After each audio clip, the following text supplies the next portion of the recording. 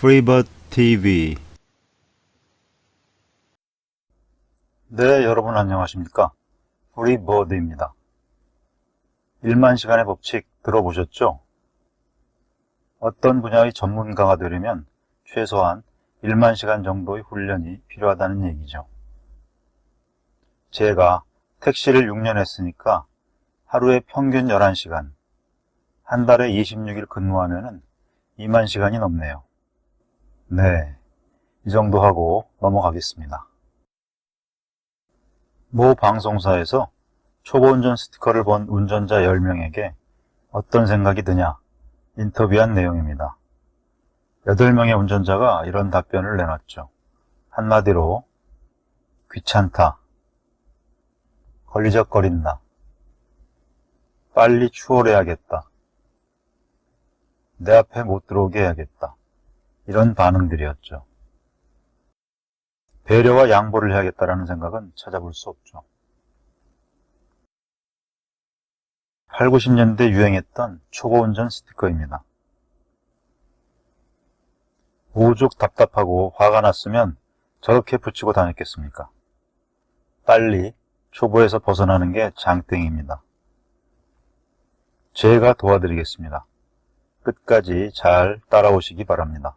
초보 운전에 이어서 두 번째 주제로 초보 택시가 이어질 것입니다.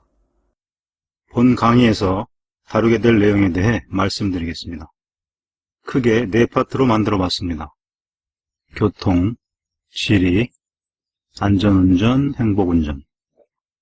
곧 이어질 교통시간에는 시간과 공간, 교통 흐름. 네, 이거 뭐 어디 책에 있는 것은 아닙니다. 제가 나름대로 정리해 본 것입니다. 그 다음에 경쟁자. 나 외의 모든 운전자는 경쟁자이죠. 왜? 서로 빨리 가려고 하니까. 특별히 경쟁자라 표현한 이유는 뒤에 나올 택시의 관점에서 본 것입니다. 다른 택시보다 빨리 가야 내가 손님을 태우니까 말이죠. 초보 택시에서 보다 자세히 다루겠습니다. 내비게이션, 카카오 내비 위주로 말씀드릴 거고요. 운전 상식, 운전자라면 꼭 알아야 할 것들. 예를 들어 버스 전용차로, 교차로 통과 방법 등등을 정리해 봤고요. 또 하나, 운전에 도움이 되는 알찬 정보도 이 부분에서 제공해 드릴 겁니다. 두 번째, 지리. 도로. 여기서는 시내, 한강다리, 자동차 전용도로, 수도권 고속도로에 대해 말씀드리고, 중요 지점. 이건 뭐냐면, 예를 들어 아차하다 놓치면 되는 그런 포인트들을 정리해서 말씀드릴 겁니다. 세 번째, 안전운전. 마음가짐, 안전운행, 사고 예방, 단속 순으로 말씀드리고, 벌점, 범칙금, 과태료. 범칙금은 뭐고 과태료는 또 뭔지 굉장히 복잡하죠? 제가 깔끔하게 총정리해서 알려드리겠습니다. 마지막으로 행복운전. 이런 것 좀 하지 맙시다. 그 외 도로 위에 양아치 짓들 있죠? 몇 가지 모아서 캠페인성으로 말씀드리고, 다음에 배려, 양보운전.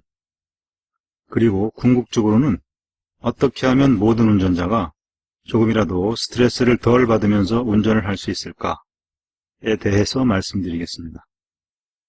시간과 공간, 운전을 함에 있어서 중요한 개념이죠. 아래 그림을 보겠습니다. 저 그림에서 운전자가 시간에 지배받는 게 뭐가 있을까요?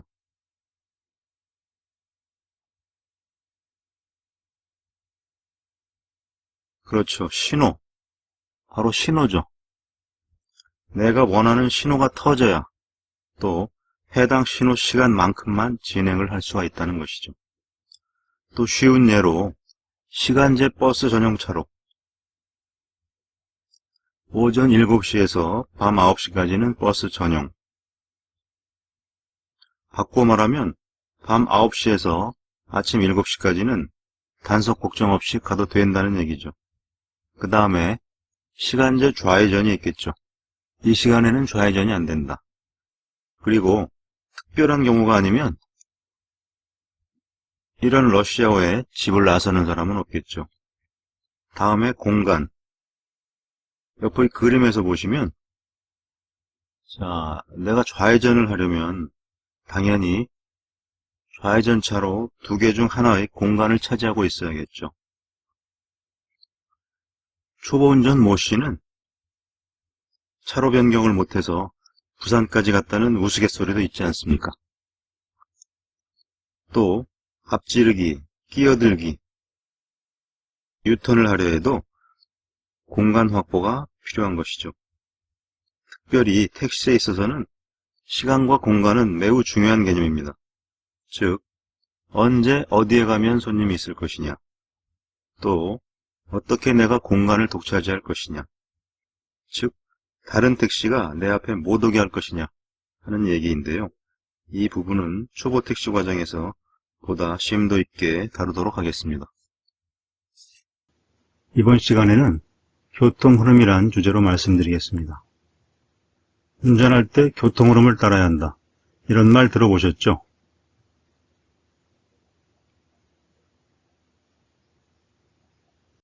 어떻습니까? 그야말로 차량이 강물 흐르듯이 유유히 흘러가고 있죠. 그렇다면 교통 흐름이란 무엇일까요?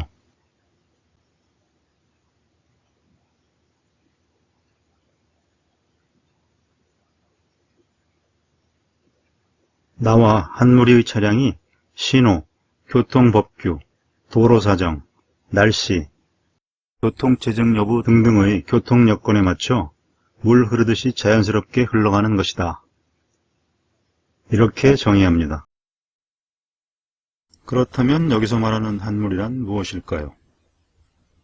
그것의 의미는 시내 운전이냐 또는 고속도로 운전이냐, 그리고 차가 얼마나 막히느냐에 따라 달라질 수 있을 겁니다. 다음 두 개의 동영상을 보시죠.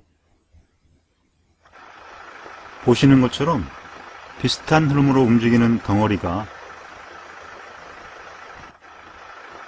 커졌다 작아졌다 하는 걸 볼 수가 있죠. 이번에는 어떻습니까? 여기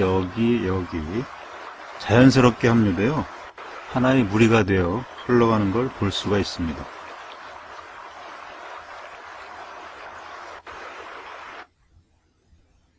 이처럼 한 무리란 무리의 흐름에 맞추어 함께 움직이는 집단이다. 이렇게 이해하시면 될 것 같습니다. 그러면 교통 흐름을 깨는 운전은 어떤 것일까요? 두 가지죠. 교통 흐름을 무시하고 너무 빨리 가거나 교통 흐름을 인지하지 못하고 너무 늦게 가는 것이죠.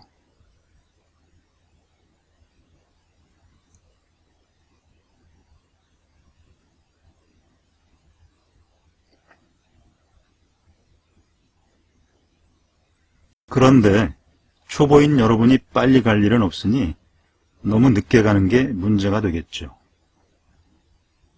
동영상을 보시겠습니다.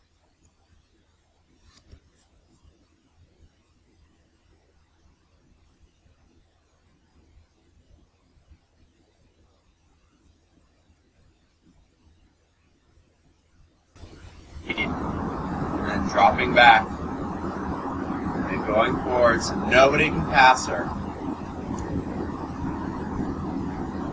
You're going to go around? Will you make it? Yes. No signals. Awesome. No, she just slowed down again. I don't understand why. Alright. Accelerate a bit faster than the white truck. Stupid. I hate stupid driving.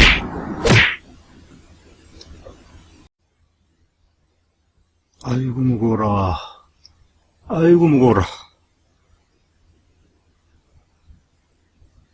앞서 보신 내용을 정제화면으로 다시 한번 설명드리겠습니다.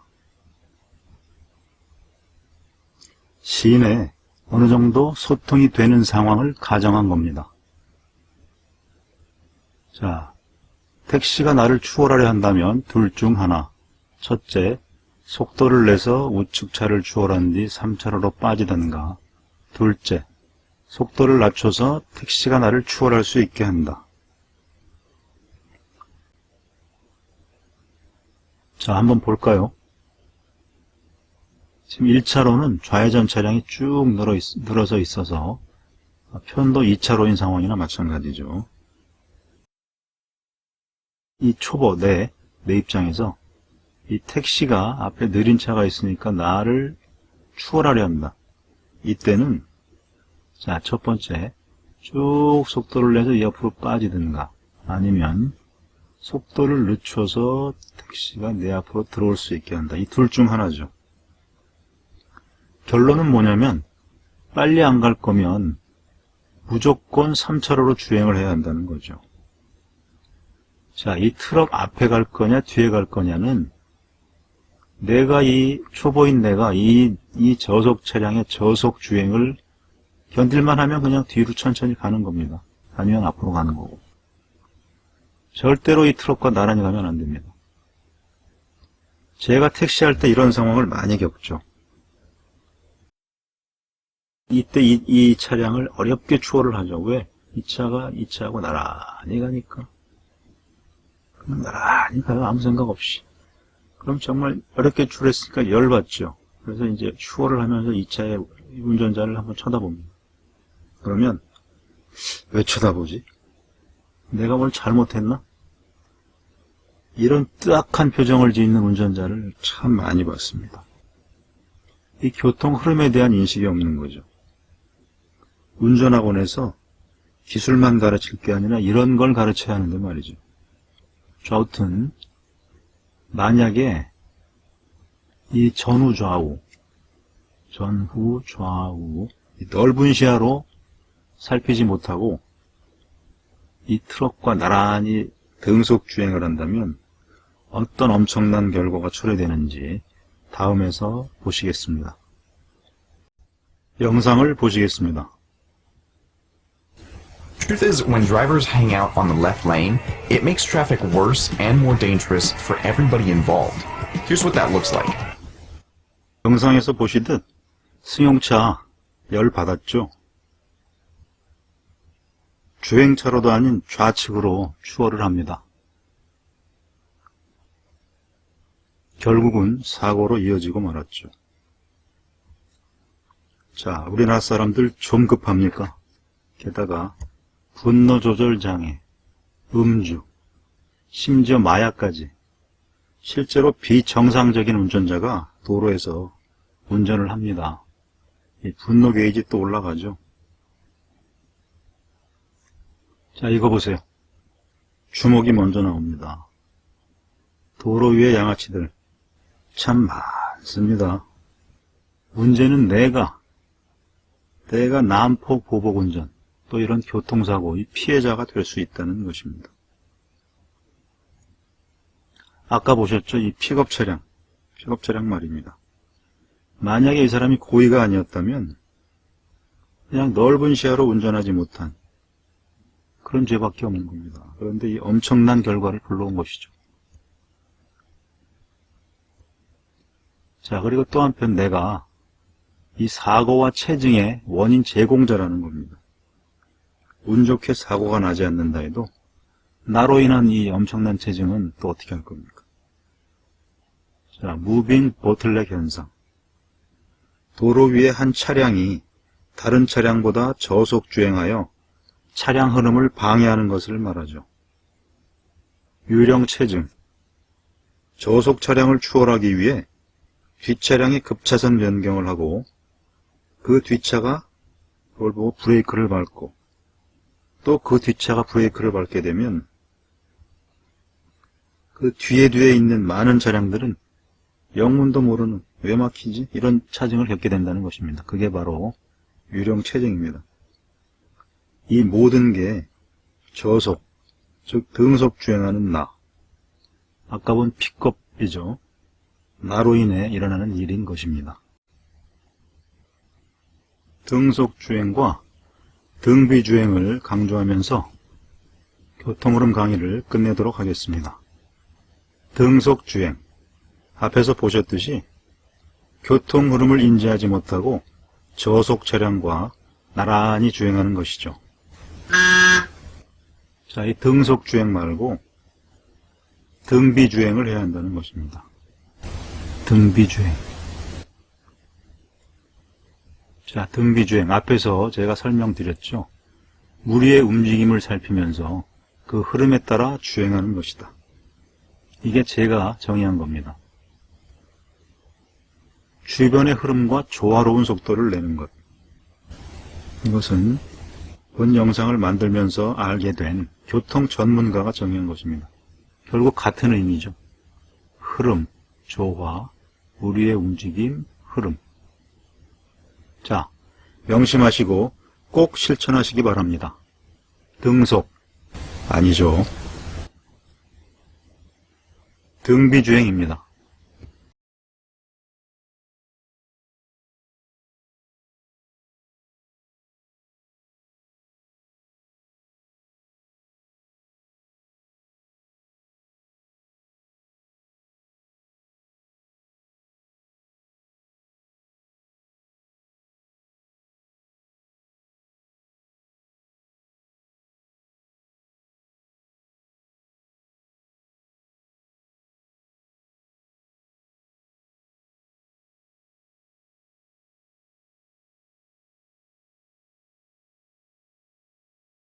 여기까지 정말 잘 오셨습니다. 영상이 재미있었거나 유익했다면 구독, 좋아요, 알림 설정 꼭 부탁드립니다.